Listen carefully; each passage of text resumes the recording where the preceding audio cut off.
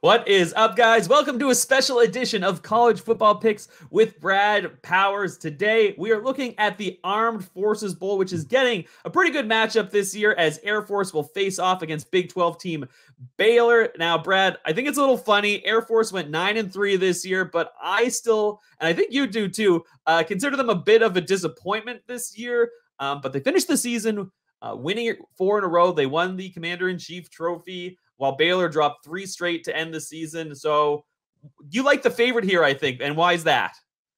Yeah, so maybe it's un-American me. I'm fading the Armed Forces team in the Armed Forces Bowl, but I think you hit the nail on the head. Look, my biggest season win total bet, and I made 100 of them, believe it or not, this offseason, was on Air Force over their win total.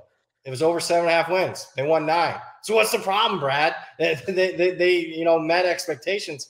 I don't think they necessarily did. I mean, this is a team that was favored in all 12 games this season. They played a really weak schedule. Speaking of that, I mean, it's a bottom 5 schedule in the country in terms of strength of schedule. And I think all those stats that they have compiled over the course of the season, they haven't faced anybody of this caliber, not even close with a team that was favored in all 12 games by, 9 of them were by double digits, and now they find themselves nearly a touchdown underdog. I'm not sure how they're going to react to the upgrade in talent from their opposition, the speed.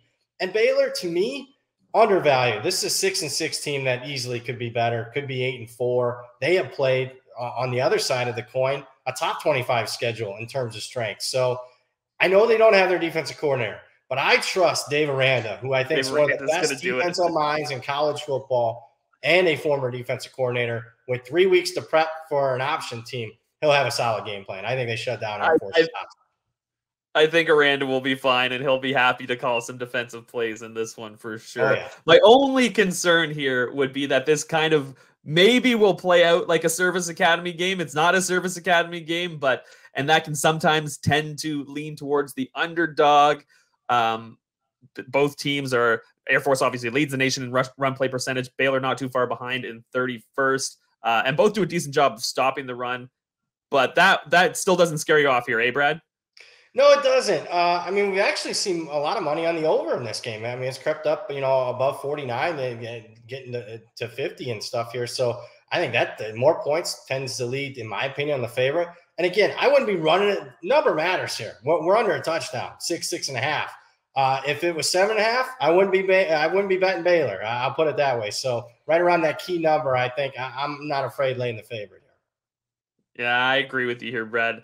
Like you said, outside of those Service Academy games where they didn't actually play all that well, on top of that, despite winning, not played up to expectations there. This year, 3-5 ATS in their last 8 games.